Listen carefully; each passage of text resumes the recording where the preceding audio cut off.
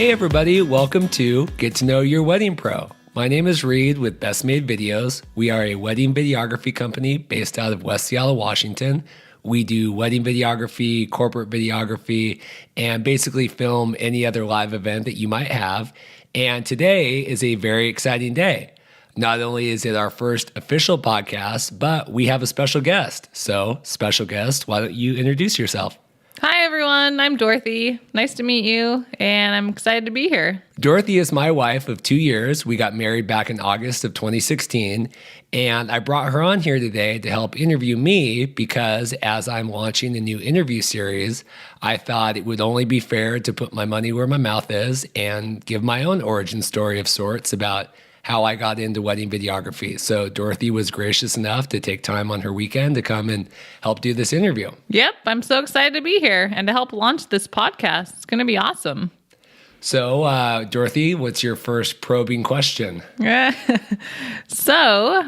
guess just kind of wanting to hear a little bit about your story and how you got started in videography. Take us back. So I started back in 2004 when I went to college over at Gonzaga University. And I always think it's funny now, having married a teacher, that I think I must have selected something on one sheet of paper at one point talking about how I was interested in teaching, because my first class ever at Gonzaga was actually in the teaching building, which apparently they had signed me up for like 6 different teaching courses, which I quickly discovered that maybe I should diversify starting out. So I started taking journalism classes, and one of the first classes I took was radio broadcasting, and that involved us sitting in a small recording studio 2 or 3 days a week and basically recording the same PSA every time that we would come into the class. We would come in, record it, edit it, and then it would seem like every week we'd come in again and the professor would forget that we had just done the exact same thing. A PSA is a public service announcement? Yeah, and so it got really repetitive because it just felt like we were never really growing or doing anything new. And you never felt challenged? No, never felt challenged. And so luckily, one day our professor was sick and we had Dan Garrity come into the class. And you know Dan, we were just at his retirement party last weekend in Spokane, and Dan was the director of the broadcast program at Gonzaga, and we hit it off and ended up doing some editing work after class, and he had basically told me, hey, man, it seems like you really have a knack for this. And so he basically said, hey, man, I teach the TV side of this program, and the class is always full. But if you wanted me to, I could, reserve you a spot next semester and I could get you in. So I thought, well, that'd be really interesting. I had never really thought about working in TV or broadcasting or anything like that. But I took him up on this offer. And so that would be the second semester of sophomore year. I started on the broadcast program. Wow. So you probably felt like you learned a lot more under Dan's leadership and in the broadcast program than you would have in the journalism program. Yeah. And also I took a lot of print journalism classes, and a lot of it seemed really antiquated to me at the time. We were doing a lot of newspaper front page layouts, how to, print and cut and format a newspaper. And even back in 2004, it really seemed like everything was moving online. And so even as a freshman, sophomore, I sat there and thought, man, why are we spending time talking about how to literally whether the correct margins to print the front page of a newspaper, to put it on like a spool, like an old school, I don't know anybody in my immediate circle that even has a newspaper delivered anymore. Yeah. Wow. Interesting. So anyway, we started doing the broadcasting, and basically it kind of spiraled from there. We started doing news programs and comedy programs, interview programs. And it wasn't until junior year when we really got to go out in the field and produce our own videos, which was a lot of fun. So you got experience doing not only videography, but also being behind the camera and video and interviewing people and different aspects of broadcasting. Yeah, I mean, the coolest thing about Gonzaga was you really got to do everything from in front of the camera, being at the anchor desk, behind the camera, doing the post-production, doing the editing, doing the producing, running the audio. And I really did enjoy just that more hands-on aspect where taking journalism classes or math or any sort of thing, you're stuck in the classroom, and I really have always struggled with that, the sitting and, the lecture and the note taking. And so being able to go out, take a camera on a Saturday afternoon and film a music video, or having to go, like we would go to the local park to shoot videos about, the ducks or a new restaurant that had opened at Gonzaga, or, a new program that was being offered. It was really fun to go out and do those sorts of things. Wow. So that probably really set you up well too for news, which you kind of segued into that then from Gonzaga, right? Do you want to talk a little bit about that? Yeah. So basically, I had no intention of ever going into news, and I think I've said that probably in any interview I've ever done. I had a lot of friends that wanted to be in front of the camera. They wanted to be television reporters, and so they would basically enlist me to go out every day to shoot and edit stories for them. So my friend Ian Cole, who we just saw he's a reporter now in the Bay Area outside of San Francisco. We would go shoot stories, and I would help him edit and put together. To be a TV reporter, you need to have a demo reel to send to your local news stations. So basically, you get 2, 3, 4 of the best news stories that you have, put them on a DVD or a VHS tape, and send it to your local news station. And so in, basically probably the end of junior year through senior year, I had 2, 3, 4 different, colleagues, I guess, students that I was helping to get their demo tapes together. And at the time, I was wanting to get into video production. And so I had been sending my own demo tapes to the Bay Area. My friend lived down outside of Santa Clara at the time. And I had been sending tapes all over the Bay Area, not realizing that the San Francisco television market is super, super competitive to get into. As a college student, I didn't realize that. And basically, it was a losing effort that I was probably ever going to find anything of any substance at all. So it was probably late spring, and I was really frustrated, and I didn't know what I was going to do. And I think it was my friend Sebastian, who was another reporter, had told me, "Hey man, well, you've been putting together demo tapes for everybody for the last 2 years. Why don't you just put together a news demo reel and send it out and go into television? And even if you don't end up being in news for your whole life, at least you could do it for a couple of years and get, your feet wet." Huh. Wow. Interesting. So then you put together the demo reel, and then you got picked up by a station in Bakersfield, right? And so you were successful. Yeah. So I put together, I think, 3 or 4 different stories, and I mailed 3 out to Yakima, Washington. I think I mailed 3 out to Medford, Oregon, which was another starting market. And then I sent them out to Bakersfield, and I got 1 phone call, and it was actually, funny enough, I was taking a class in the exact same building where I had my first teaching class. And I can't remember what the class was, but we were sitting there in class, and it was literally my last class, the last hour of class I would ever have at Gonzaga. And I got a phone call and, went to voicemail because I was in class. And I just thought, man, who is this, whatever number calling? And lo and behold, it was, John Pelios, the news director of the NBC station in Bakersfield, calling to do a phone interview to see if I would be interested in working there. Wow. So you skipped out of class and got a job.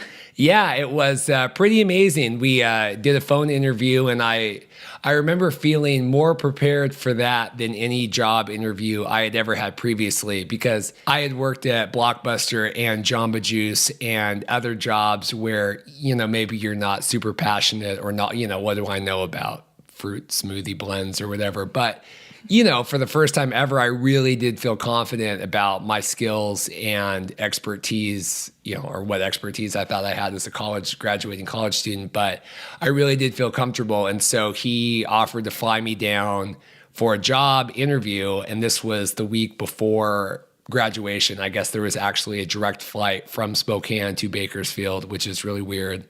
Wow, that's random. Yeah. And so I remember talking to our engineer at the time at Gonzaga, Phil Taylor, and I had said, man, Phil, I'm really, really nervous. This is my first real job interview. I mean, this is, could be the start of my career.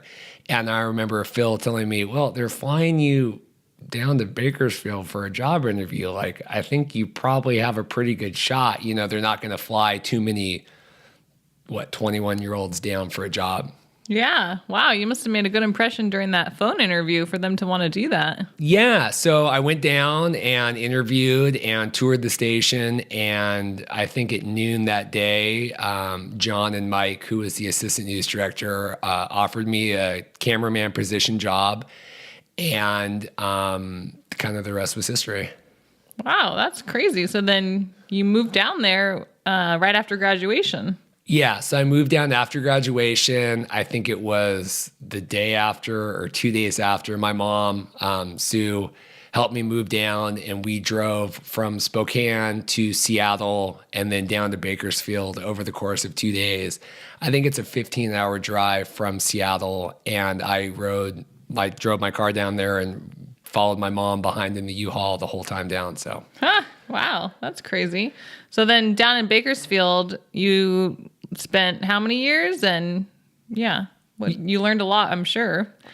Yeah, it was, it was a really interesting time. I had never worked in a real TV station before. I had never interned in a TV station before because, like I said, I thought I was going to go into video production.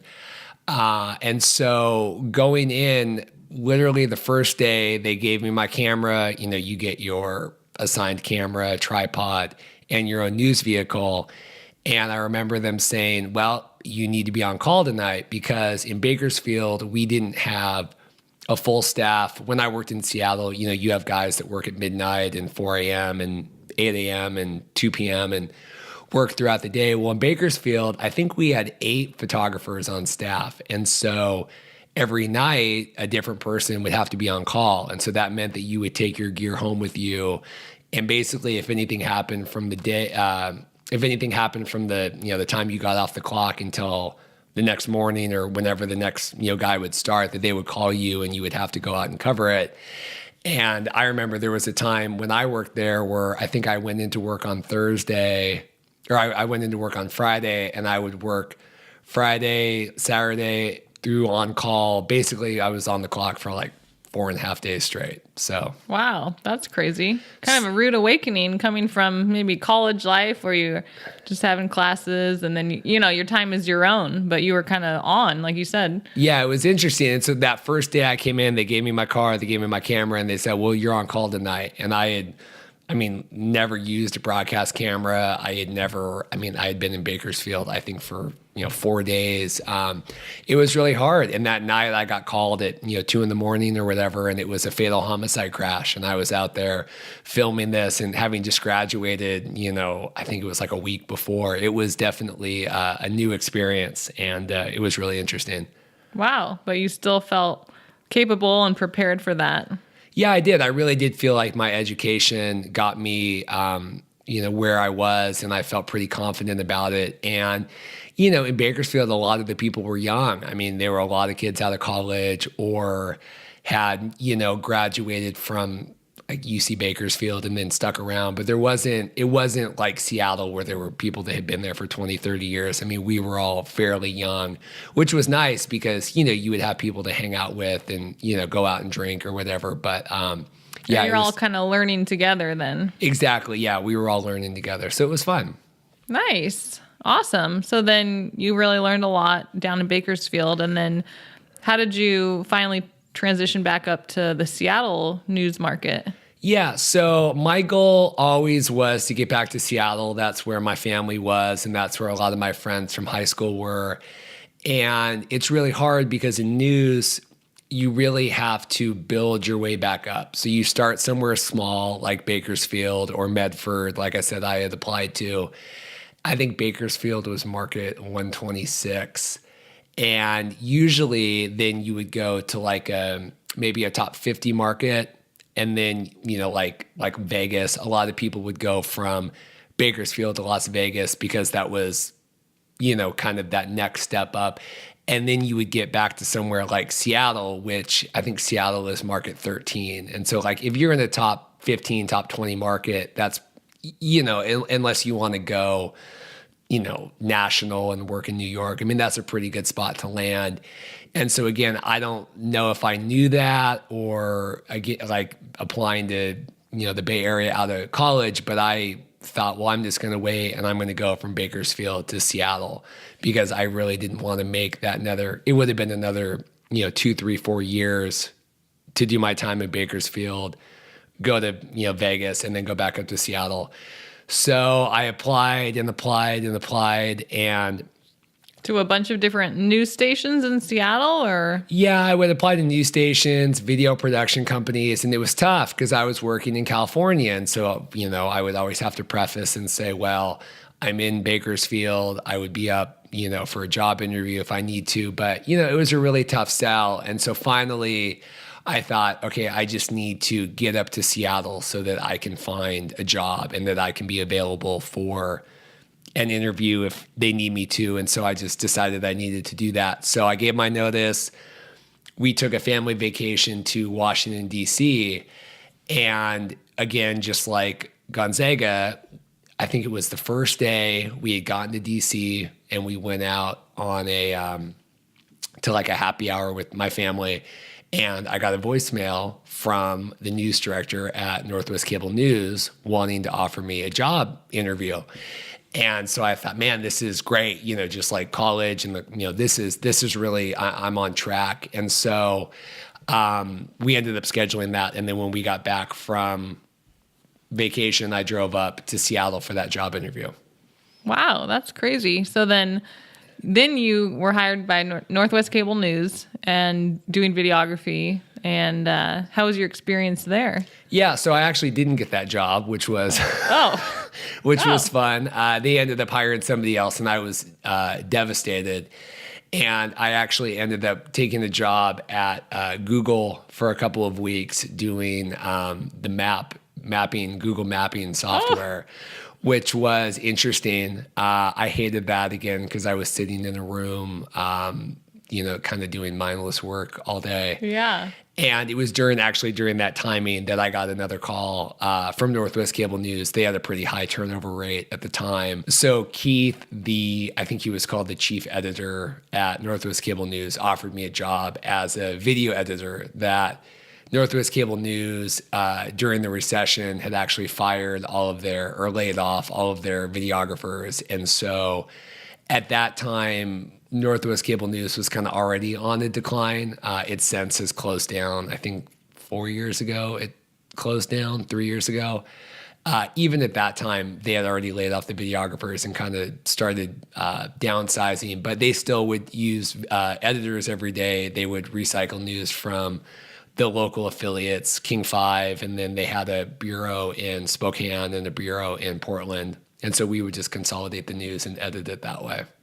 Oh, so you would just glean the news from other stations and then edit it down for Northwest Cable News? Yeah, so I did that for about a year. Did not get paid a lot, but it was good because I worked with the executive producer there, Teresa Swenson, who now I think she does PR for Safeway, but she got a job at Q13 Fox News, the Fox affiliate, and they were starting to launch a 5 o'clock news that before that time, Q13 only did a nightly news. They would do, their morning show, but then they would do a 9 o'clock news and a 10 o'clock news at night.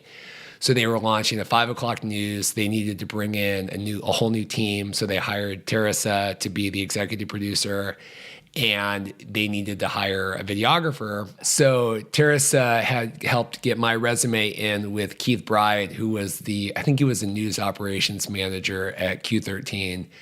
So, it's really hard to get a job as a videographer in Seattle.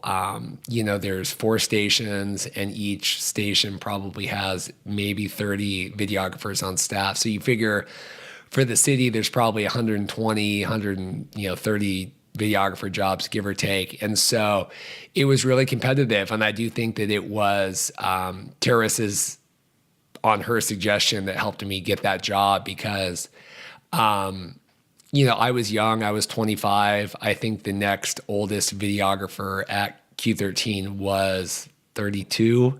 So it was a lot different than Bakersfield, where it was kind of all of us finding our own way. It was, kind of sink or swim time. But just a funny story, I always remember when I was getting my demo tape together to apply to Q13, I had asked the director and one of the weather guys I had worked with at Northwest Cable News, hey, what stories do you think? Because I had actually shot a couple stories when I was at Northwest Cable News. We would do these Northwest postcards where I would go out with Ed Muir, who was the weather guy, and I think we did maybe a dozen of them when I was there, which was kind of extracurricular from the editing that I was hired to do. And we had gone up to Mount Vernon and shot when the snow geese came in. And, this every year the snow geese come in and migrate. And so I think Steve and Ed had said, hey, you should really put that snow geese story on there. I think that's really cool. And so I had put that at the end of the demo tape, which, most people that watch demo tapes don't, maybe you watch the first 5 minutes, or, if you're Keith and you're the news operations manager at the Seattle station, you're probably not watching 100 different tapes all the way through. And when I went in, and I think I was getting ready to leave, and, he was going to let me know if I was going to get the job or not. And he goes, man, that geese story you put on their demo tape, man, that's really freaking cool, man.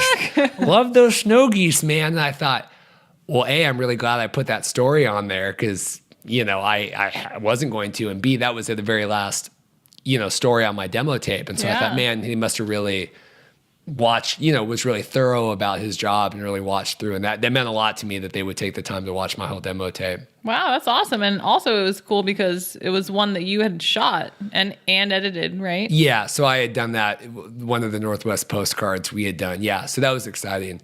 So that's funny. Yeah. So I always, man, the frickin' snow geese. Yeah. So then I started at Q13. I think I was hired Monday through Friday at the time to do the 5 o'clock. And then I had transitioned over, I can't remember when, they had transitioned me to work the weekends, which was fine with me because I had worked weekends all the way through in Bakersfield. And so I was just kind of used to that, which kind of transitions well now to the fact that I do weddings every weekend. So even now people ask me, man, don't you hate working weekends? And I think, well, I've always worked weekends all the way through in Bakersfield. In Bakersfield, I was actually hired as a Monday through Friday. And on our 3rd week there, they came in and laid off half the newsroom. And so at that point, I was sent to the weekends anyway. So that was... Wow, but at least you weren't laid off. Yeah, so I took that. So I've always just kind of been happy to work when they need me to because I've seen that the opposite of that if you don't have a job. And so yeah, I would always rather work a weekend with a job than not. No job. Yeah. I started at Q13 and that was a lot of fun. I would go out and do a lot of stories with reporters during the week. And then on the weekends, I was by myself. And so I would go cover a lot of stuff on my own and either put it together on my own or bring it back and have, reporters and whatever work on it. Wow. So yeah, this was your first real main experience behind the camera, because before you were focused on editing mostly, except for those postcards, like you said. So this was really your chance to shoot video. Well, it was fun. Yeah. Cause it had been a couple of years cause I had, in Bakersfield, I kind of did both. And then after working, doing the Google thing and the Northwest cable news thing, it was really nice to go out and shoot videos again and really be, get to be creative. Not that editing itself isn't fun and rewarding, but it really is fun to kind of see a project from the start to finish and edit it and put it together on your own. Yeah, kind of put your skills to use. Exactly. Nice. So then from Q13, how did you segue to starting your own business and make that big leap?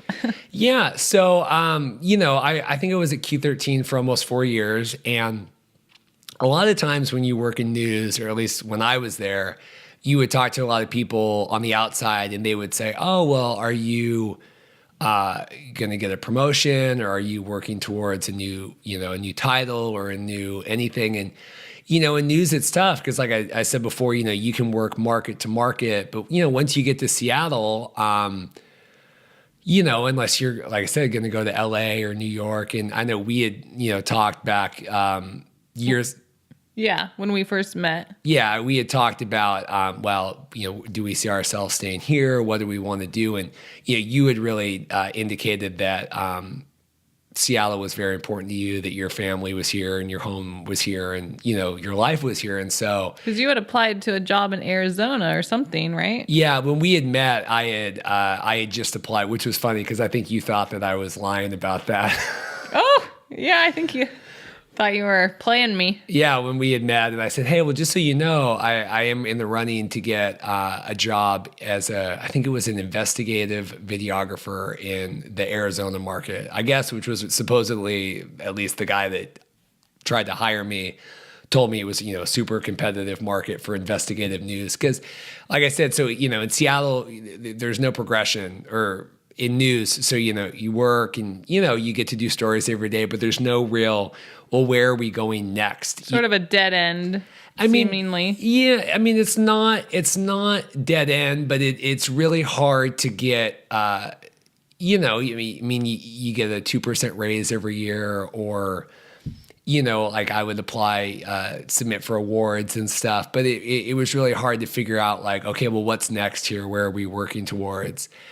And, plus news is a grind. I mean, it's a lot of repetition. It's a lot of, long nights and out in the elements and covering, stories that might not be the most ideal to cover, whether it's, crimes or, court or fires or whatever. And so... Yeah, you're kind of at the beck and call of the station, right? Yeah, which, as somebody that is very strong-willed, is challenging to kind of be at the whim of, a management team or an assignment desk that might have other ideas than you think is important for the day to cover or whatnot. Yeah. And also you're really creative. So you enjoy the fact that you get to edit and put together pieces and just, so yeah, transitioning, I guess, to starting your own business really allowed you to do that. Yeah. So I remember we had gone out on Valentine's Day of 2013. We had gone out. We were going to go to wine taste, and then we were going to go out. We had dinner reservations. And I remember talking to the guy that owned the bar. It was him and I think it was him and his wife. And we had talked about how they, owned and operated their own winery, and that they could, make their own schedule and really kind of have something that they could own and invest in themselves and continue to build. And I thought, man, that would be really cool. That would be something, if I could figure out a way to have something that was my own, that you could, I could take pride in, not that I didn't take pride in the work I did at Q13, but to take ownership of, I guess. And so, I think we went out to dinner that night, and I said, hey, what do you think if I got a camera, because all the equipment that I had before was all owned by the station. So, I couldn't, like, for example, go take a station camera out and, do a product video. Right. So I said, well, what do you think? And, luckily you said, no, I think that would be a really good idea.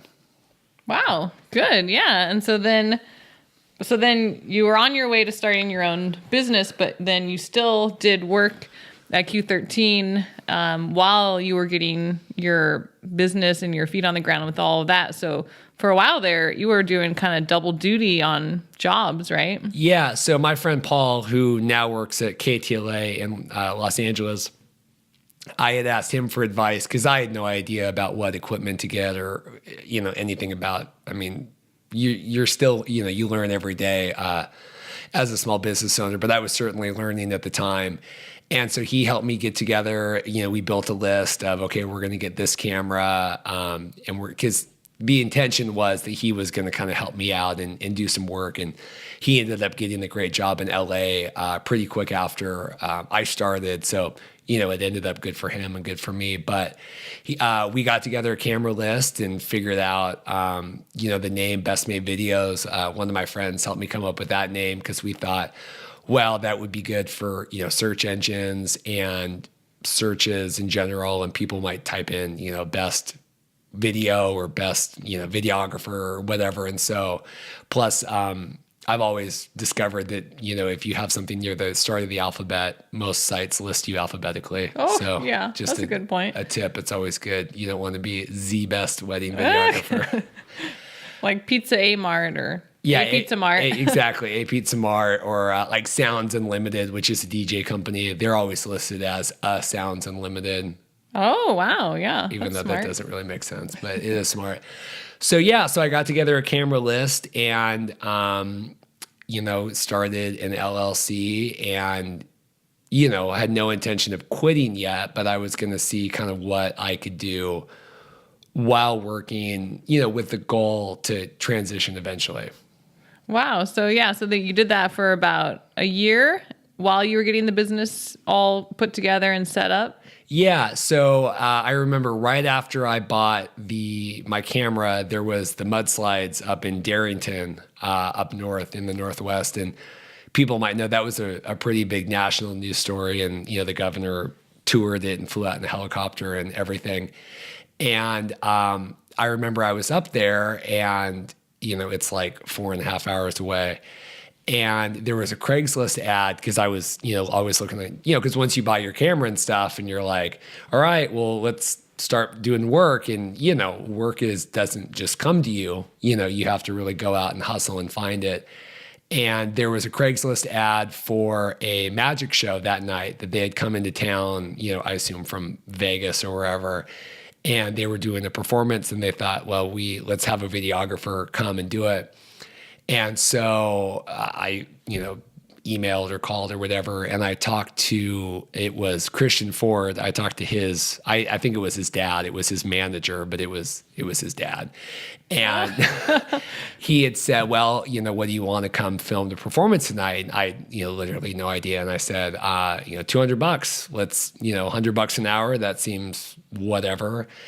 And so they said, all right, you're hired. And so I hadn't done the math of how long it would take me to get back from Darrington to Q13. We were already working overtime. So like by the time I would get back home, get my camera, and then get all the way back up, it was in Everett. It was about an hour north of Seattle, the performance. I think I got there 10 minutes before showtime, and it was a very, very stressful car ride up that night.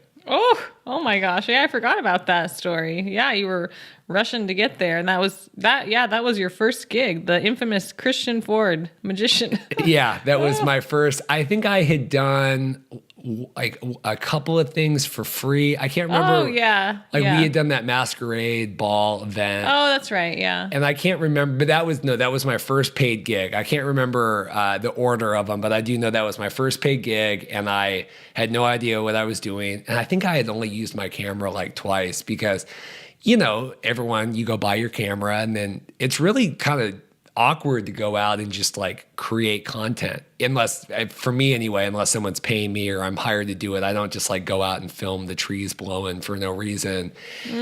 So it was tough, but they were happy, and I brought my laptop because they wanted to just transfer the footage, and they were looking at it and they were really excited because I don't think they had any expectations really at all. And he paid me $200 cash, and that was it. And I thought, man, this is really cool that like, I got, paid basically what I would get paid a whole day at Q13 to work for 2 hours. And then B, it was just really cool to like film something and like give it to them and see their excitement. I just remember that he had some trick where he did stabbed a deck of cards or something with a knife, and they said, "Oh, did you get that? Did you get that?" And so I'm pulling up the footage, and they go, "Oh yeah," and I think they like high-fived each other or whatever. And I thought, man, that's really cool, because in news you don't always get that sort of feedback, or it's a lot of like, well, what have you done for me lately? And every day you come in and it's a new thing. And so it was really cool to kind of see that, that visceral excitement that they had, and to get the money and then to go home and be done. And so there was a lot of things that appealed to that. Yeah, and to really feel like what you were doing was appreciated, and then you also got to edit it right down into your own package, and that's kind of part of the fun too for you, isn't it? Yeah. So he ended up hiring me. I edited a couple more things for them, and he ended up being actually a pretty good client for a year and a half or so. And I actually got repeat work out of that, which was really cool as well. Wow. Awesome.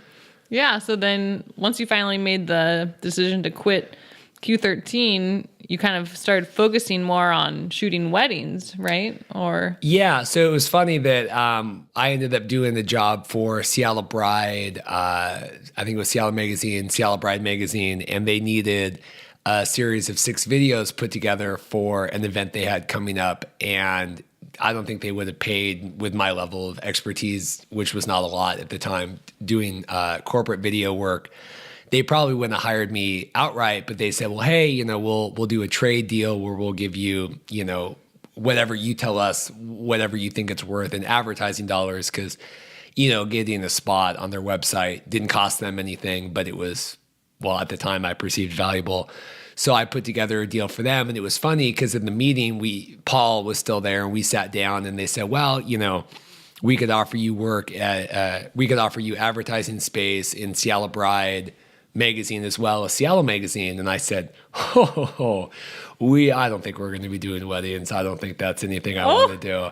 I forgot about that. And so looking back, it was very funny to think that, I think I'd only had my camera a month or two, but that I had really no intention of doing weddings at all. Yeah, that's funny. I forgot about that. Yeah. So anyway, long story short, so I started doing a lot more corporate stuff, and increasingly discovered, that it's hard to find work. And I was still working in Q13, but I'm thinking, man, we got to get over this hump here. I think, it had been a couple of months, and, I thought it was going to be overnight, and it's not. And it ended up only taking 9 months, but 9 months is a long time when you buy your stuff and you think, well, I'm starting this new adventure. And then, it took 9 months to quit and really do everything. But I ended up getting a call for a wedding. I think it was a Friday, and the wedding was on Sunday at Pickering Barn in Issaquah.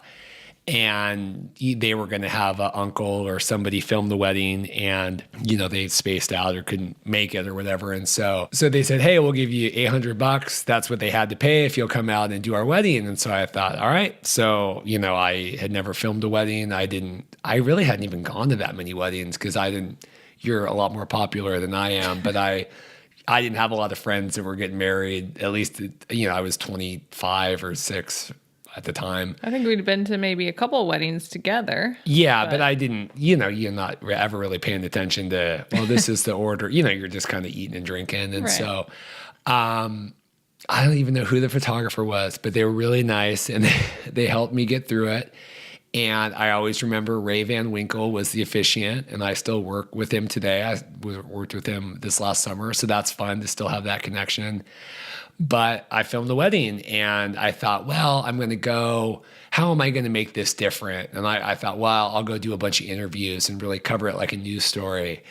And I did, but I quickly discovered that people don't want to do that at a wedding. They want you to film. And, it took a little while to kind of figure out the tone of our videos. But I got done that night, and I think I called you, and you said, oh, well, how's it going? And I said, man, it's really great, because, when you're in news, nobody really wants you there, whether it's, somebody just had an accident, or somebody got robbed, or whatever. People don't want you there. You get thrown out of a lot of places in news. You're not allowed in a lot of places in news. And so it was really great to kind of be welcome. Everyone wants to be, well, for the most part, everyone wants to be on camera at a wedding, or, hey, let's say it's a photographer, take a photo. Hey, take a video of us. Yeah. So it was really cool. And so I ended up doing their video for them, and they were happy because I think they had pretty low expectations, and they were happy, and that was we started rolling that way.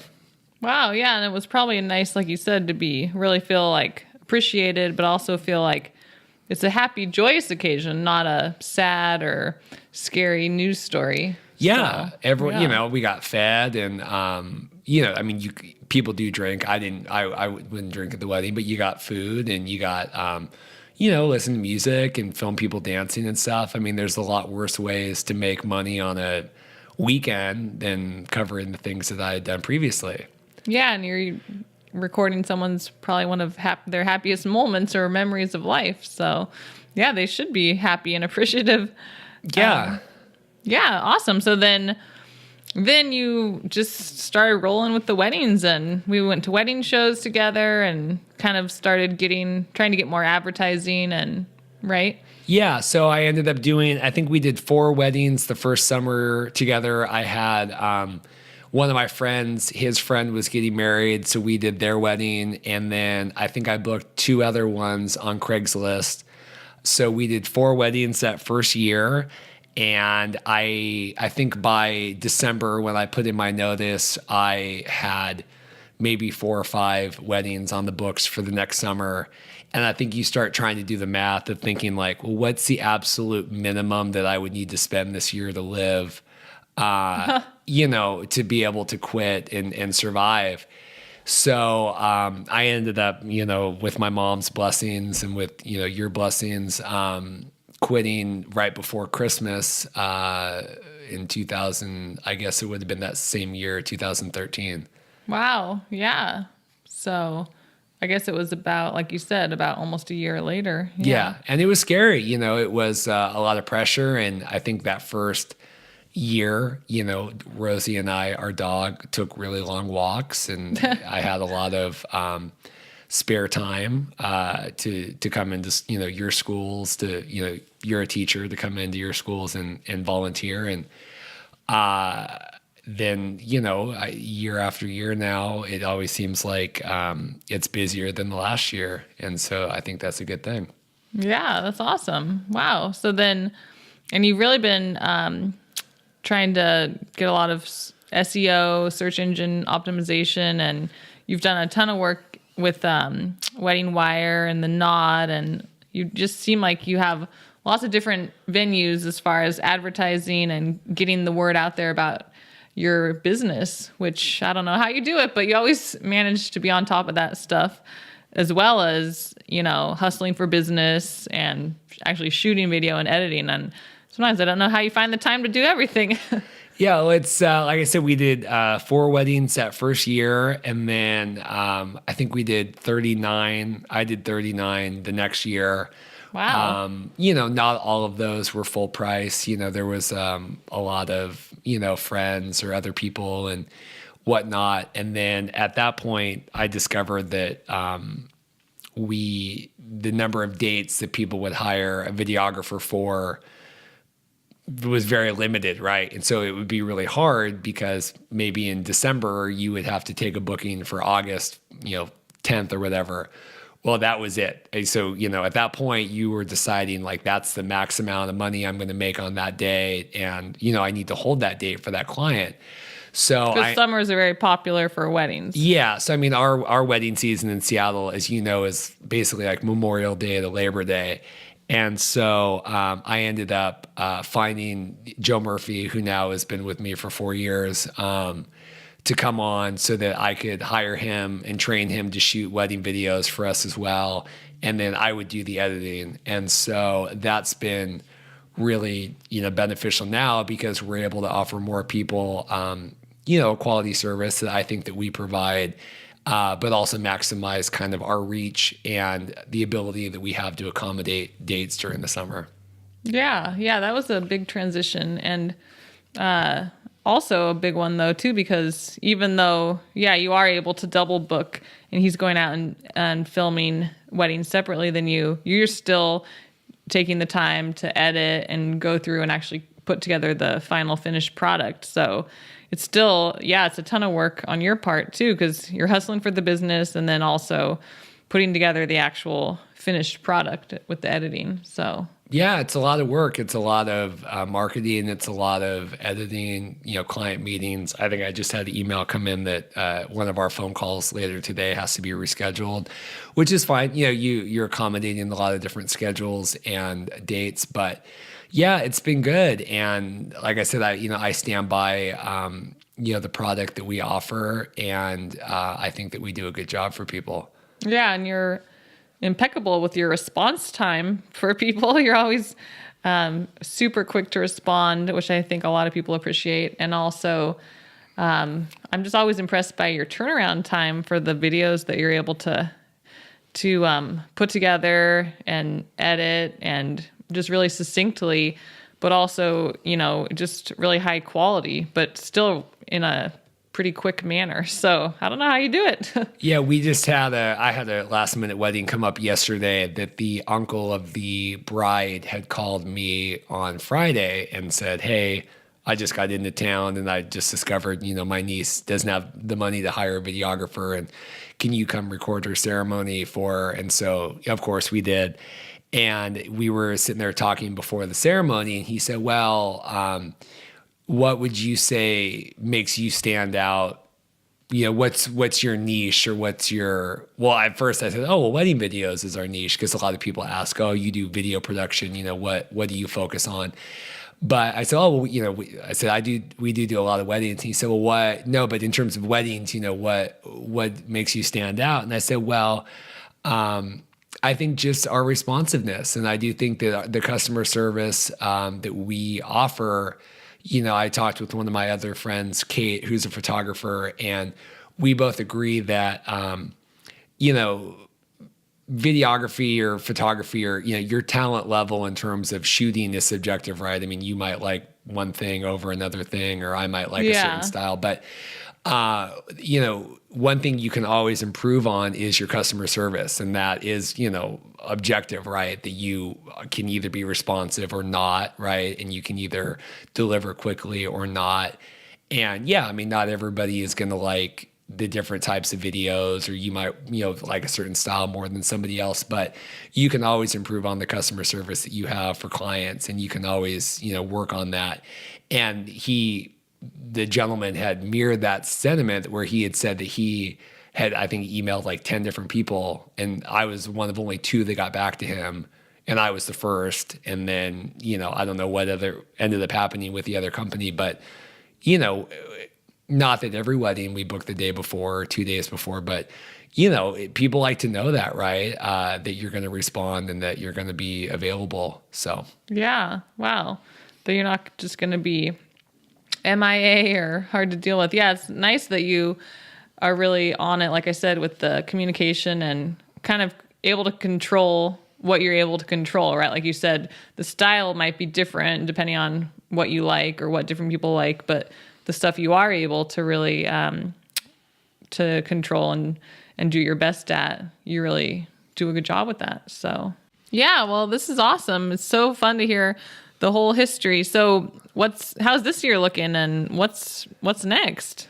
Yeah, this year has been really good. We're starting to approach, peak wedding season. We have a triple threat on this next weekend on May 5th. We have 2 weddings on the 5th, and then we have one on the 6th. Wow, you never had 3 in a row like that, have you? Yeah, so Joe's working the one, Joe and Matt, and then I'll be at the one with, we're doing the same day edit, actually. Oh, wow. So that'll be a lot of fun. And then, yeah, this year is looking good.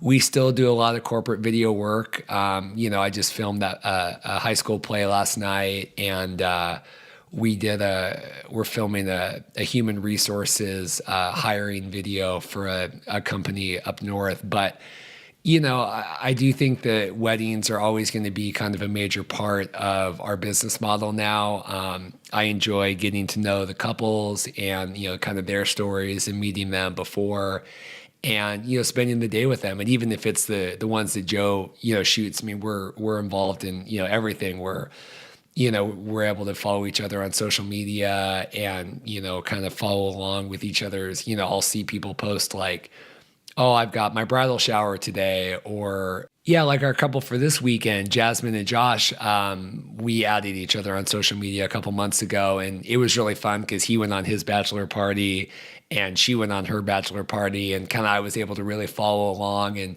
they see me, shooting other weddings and editing other weddings, and it's really fun to kind of be a part of each other's lives. I mean, this is kind of the whole reason why I wanted to do this podcast. And, next week now we'll talk to, another different wedding vendor that's not myself. But I think it's so cool nowadays where we can be so accessible with our clients or couples or however you want to call them. But, they can get to really know me before the wedding and I can really get to know them. And I think it's so different than even 5-10 years ago where, you call somebody on the phone or hire somebody, or maybe you have one meeting with them or whatever. And then, they're going to be with you on your wedding day, which is, one of the most intimately personal days of your life.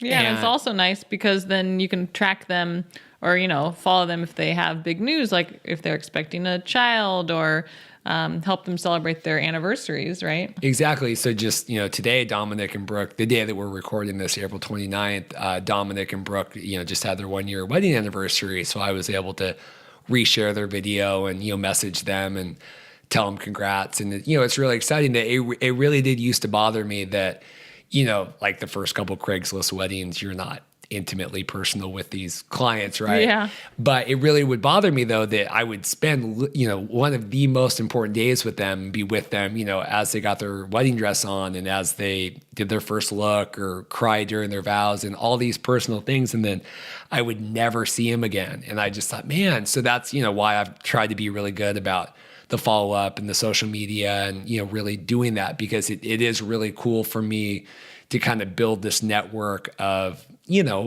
hopefully really happy couples that, we had a really great experience together and now we can continue to be close in each other's lives. Emily, who was one of, my first wedding, 4 years ago, her good friend's getting married now. Allie is getting married August 18th of this year. And she was one of Emily's, in her bridal party. And so it was really cool that I've gotten to know Allie for, 5 years now. And she was dating, Paul at the time, and now they're engaged and you've got to meet them. And I'm really excited to do that this summer. And it's cool that you're able to keep in each other's lives like that, even after the wedding day. So, yeah. And you can keep making couples happy, and then kind of just spreads also word of mouth. I mean, if they had a really good experience with you, then they'll be more inclined to recommend you to friends and family as well. Exactly. So yeah, no, it's hopefully it's a win-win for everybody, and we just kind of keep on trucking and keep on hustling and hope that it keeps going good. So nice. Wow. Well, this was so interesting and fun to hear the full story. I know I pretty much experienced it alongside you, most of it, not the college stuff and all of that, but it was so fun to hear the whole story, and for you to share some of your thoughts and some of your feelings about your company and all the experiences that you've had that have led up to it. So yeah, this has been awesome. Well, yeah, like I said, so thank you so much for, taking time out of your weekend to come here and do this. Next week, we'll have another interview with a wedding professional that hopefully, our listeners can get to know. And again, just really the point of this podcast is to let people, whether they're photographers, videographers, disc jockeys, wedding planners, I want people to be able to tell their stories, and so our listeners can get to know them. And so then, if you're planning the wedding and you are thinking about hiring, Alan, who I'm going to interview he's a disc jockey. Well, if I'm thinking about hiring Alan for my wedding, and if I can, listen to him in his own words, tell his own story about being a wedding professional, I think that's a really invaluable resource. And I really hope that, over the next, months and years that we can build a really cool directory of people's stories and their, the kind of their backgrounds and biographies. And so it can be a real growing and ever evolving directory of wedding professionals.